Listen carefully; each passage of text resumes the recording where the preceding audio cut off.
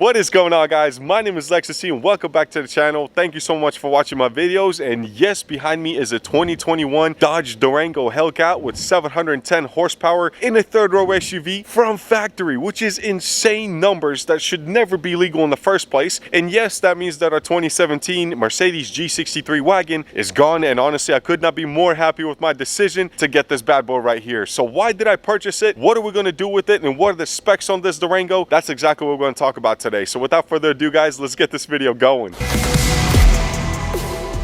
Alright, so first things first, guys, I just got to do a little walk around video. You got to see this bad boy. This is so freaking incredible. Yes, that's temporary plates because we literally got it, what, 3 to 4 days ago. Picked it up from our buddy at Lewisville Autoplex. Literally, I'm going to drop a link below. These guys are incredible. They got me this car after signing paperwork within 24 hours from Texas. Literally, Brian with his crew are the best in the game when it comes to high-end vehicles. Actually, anything you're looking for, it don't matter. It doesn't have to be a Lamborghini. It doesn't have to be a Hellcat. It could be anything else. I'm telling you guys, they will take care of you just like they did to me. But yeah, this is a 2021 Dodge Durango Hellcat with 710 horsepower and white knuckle paint. I think it's clear coat, whatever it's called, and demonic red interior, loaded with about $97,000 out the door price MSRP. This thing is so freaking sick. So why did we get another vehicle like this one? First off, spec wise, like I said, 710 horsepower on this bad boy. Let me show you the full build sheet on it. Of course, the MSRP sticker, the window sticker, some call it, because this sucker is fully loaded.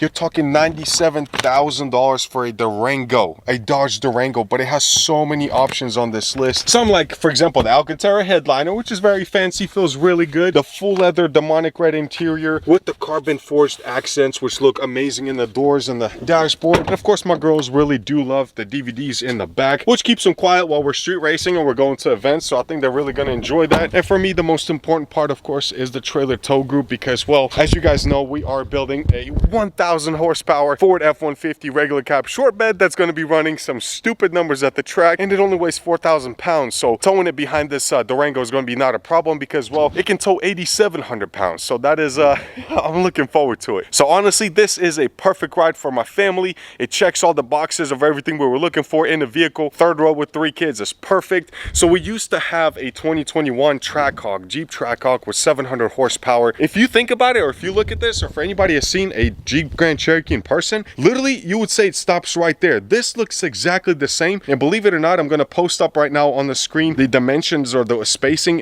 for the front and the rear for both vehicles, like the leg room, hip room, height room, or the headroom. It's literally the same. So what they did is they made a Trackhawk and then they just extended it, made a Durango out of it. And believe it or not, guys, 0 to 60 on this Durango is the same as on the Trackhawk, and it only weighs 80 pounds more. So 0 to 60 is 3.4 seconds in the Momobile. Like, in what world is that even normal? You're running 2.9 seconds in a 2021 911 Turbo S. What? Like, GTRs run 2.9 0 to 60. You're doing it close to that numbers on a stock Durango Hellcat. It is unbelievable. And of course, it's all thanks to this massive 6.2 supercharged motor. Same one that was in my Hellcat Charger. Same one that was in my Redeye Charger that we pushed to 1,000 horsepower super easily. Same one that was in my Ram TRX, and of course my Trackhawk. So as you guys can tell, I am a Mopar guy, and it just made all the sense to grab one of these for the channel again, because there's some big plans that are coming for this vehicle. So I'm not gonna talk about all of them just yet, but let's hop in real quick and let's take it for a ride and continue talking about this bad boy, because you just got to hear the supercharger whine. I missed it so freaking much. All right, so before we start really enjoying this vehicle, I do want to show you the interior of this Durango Hellcat. Guys, they have improved everything. Everything feels so comfortable. It feels so luxury, like the leather, the padding on it, everything like that. The way they stitched everything, it's a really nice design. Now, for anybody that's seen the Trackhawk interior with the demonic red, literally they went a little too overkill, because everything was red. The dashboard, the door panels, it was like blinding you with the red interior. But this one's a little bit darker red, and it looks amazing. You got the wireless charger.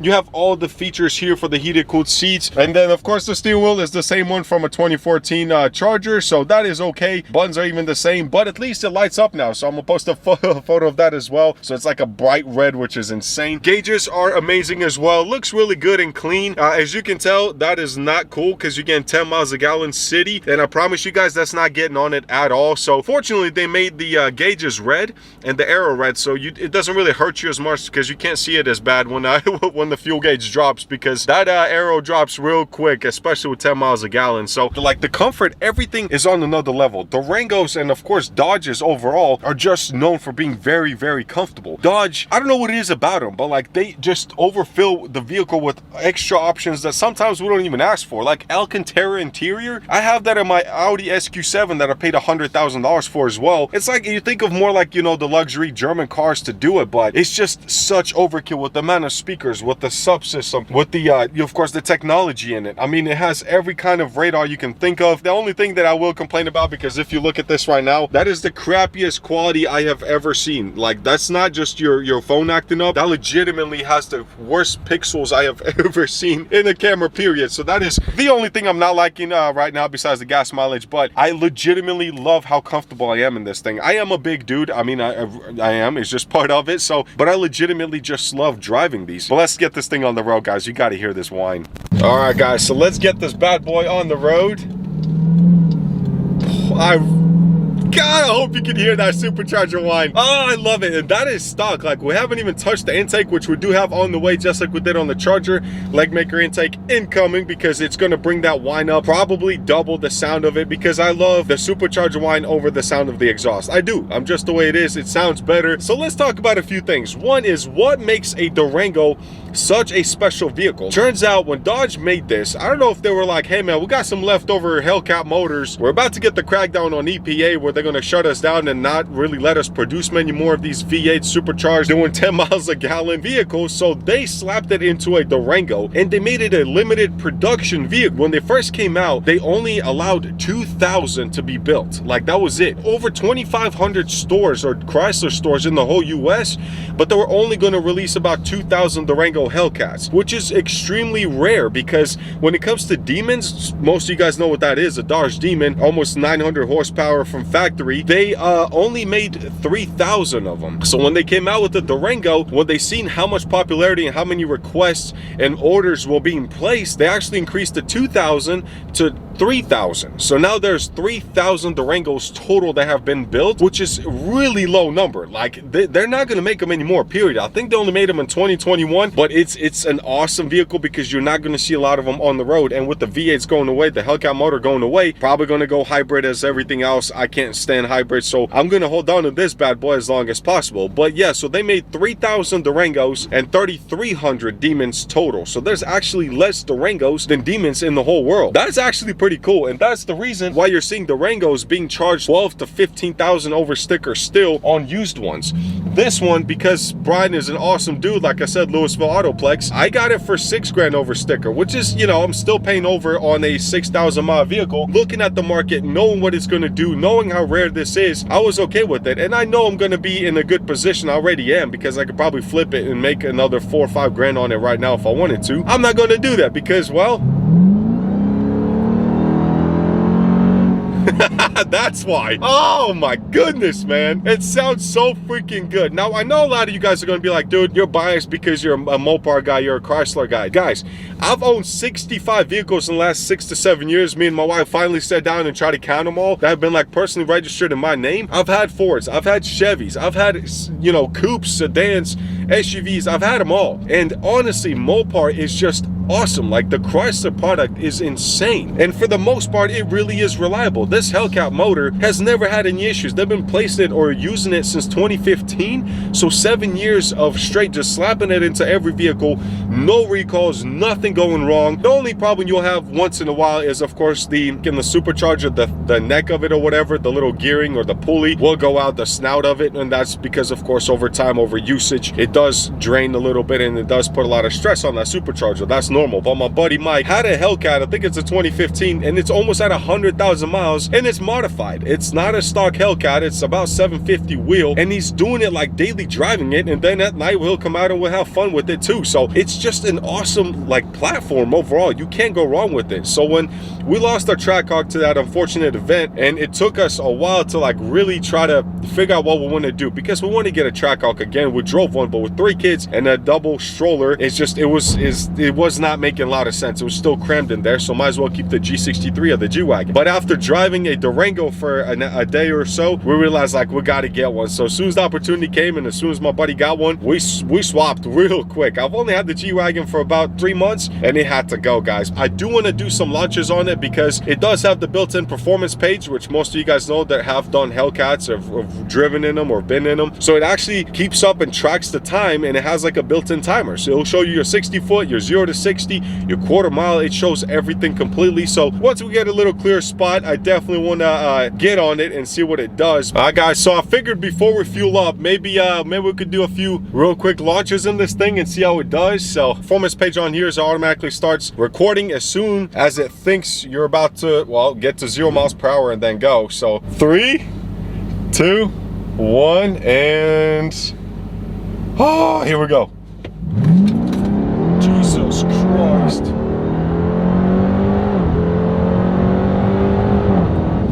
Oh my God. Oh, in the freaking third row Durango. Whoa, okay, holy snap, it threw me back. Let me pull over. Let me pull over, okay, guys? Let me get my breath back. That was completely unexpected. That was a true first launch that I've done in this thing since having it for 4 days. So, God, that melted my face. I was not ready for that, and it hooked really good. So with the longer wheelbase, of course, that's not an issue. All right, guys, so what you can tell right now, the 60 foot is 1.6. We just did that, which is awesome. So that is not bad. I mean, I was doing that in my Charger Redeye. That is extremely good numbers. 8th was 7.6, which is really good, and then quarter was 13. So I don't think I got to quarter though. I don't know if it counted that or not. It probably did, but I started slowing down around that corner. But how is that even like legal? You shouldn't be able to do stupid numbers like that, man. I wonder if I could get a better 8th foot or 8th mile. Maybe I could get in the lower 7.6s. But guys, 0 to 60, I wish it showed that. I don't know why it doesn't show that. It just shows the 60 foot, which is 1.6. That's what you can tell though, is that like off the line, it's amazing. It's got all the power in the world, but because it's so heavy, the weight catches up with it on the top end. So, but let's do one more launch, guys, and call it a day. That's what I remember now. Like, that brought back so many memories with my Trackhawk and everything. Everything's ready, and go. 175 60 foot though, that's not bad. Okay, we're gonna turn around. We're just having a little too much fun here, man. God dang, that's so stupid. We need more airstrip to be able to do true numbers, but oh man, track mode, this sucker's really responsive. I can't get, oh dude, that supercharger noise. Look, even if you hate like Mopar, if you hate Dodge period, like you can't stand them, you think it's the worst product in the world, I don't know why, but dude. But guys, just give it a try. Just go to the Dodge store, just drive one. I don't know if they're gonna let you drive a Hellcat. It doesn't have to be a Durango. Just go enjoy it, man. See if you like it. But I promise you, you're gonna be like impressed. But let's go fuel up real quick and show you the painful part about owning a Hellcat product. All right, guys, so we're at our local Shell gas station, of course, getting some premium $4.99 a gallon, and turns out there is a limit of 85 bucks per fuel up, of course. So let's see how much that gets us on a MT2. That got us approximately almost full. Yeah, I would say probably another 15 bucks, or in this case about 3 gallons, and we would be completely fueled up. So $100 to fuel up this Dodge Durango Hellcat that only lasts about 4 days. So 7-8 fuel ups in a month, so you're talking $700 in fuel. Let's go, Brandon. All right, guys, so I was just trying to be a little funny on the last clip, but in reality though, $100 for a fuel up, it kind of sort of sucks a lot. But here's the little funny part about all this. So just like on our Jeep Trackhawk, to the insurance company, I'm not gonna say which one, this is just a regular Durango. Just like the Grand Cherokee Trackhawk was just a Grand Cherokee. So my insurance, monthly, full coverage, everything is 70 bucks a month on the $100,000 700 horsepower Durango. Come on, let's go. God, just listen to this though. Woohoo! This 40-degree weather is just so perfect for anything forced induction, man. This makes it all worth it. So yeah, when you leave the gas station, I probably just wasted an 1/8 of a gallon tank already. But it's just such an awesome ride, such a comfortable ride, guys. Like the way you feel in the seat, like you're planted. The bolsters feel good. They're not like too much into your ribs. The handling is amazing. It's very responsive, even for a third row SUV, full size, weighing 5,700 pounds, just like the G-Wagon.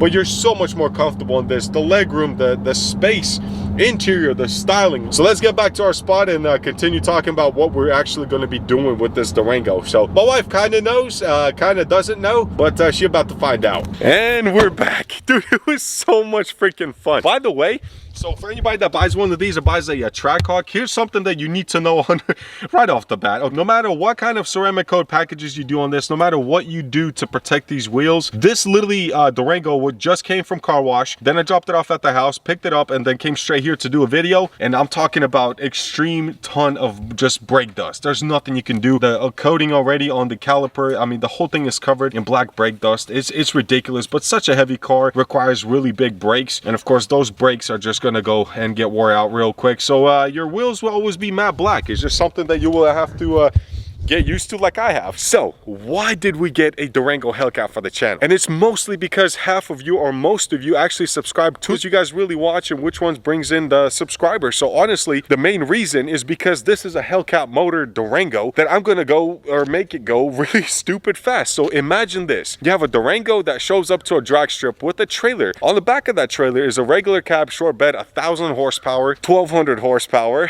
Ford F-150 that runs stupid 8s in the quarter. And then as soon as you unload the truck, you unhook the trailer, and then you're freaking racing the Dodge Durango because it's also at 1,000 horsepower. I mean, what do you think? I think that is the craziest idea. There is some out there that are already running 10 seconds in the quarter mile in a Momobile, in a third row Momobile. And I think, and I know we're gonna make it happen on this. I think my wife knows, or she does now, but we are 100% building this Hellcat Durango, guys. I legitimately want this thing to break some stuff, and I know it will. Hopefully not the motor or trans, because it can hold it, but it is a heavy vehicle that we are gonna make go extremely fast. So I'm already talking to, of course, John Green at Mass Acceleration Motorsports out of Charlotte. They're the ones building my F-150. Technically, they never touched Fords, but they're making an exception for me. But they built my Charger Redeye, which ran stupid, really good at the track.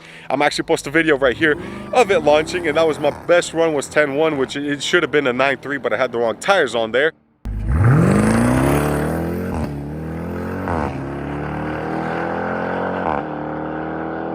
Just imagine this thing sitting on some Weld beadlock 17-inch wheels with some Mickey Thompson ET Street R's on there, maybe 305, 315s.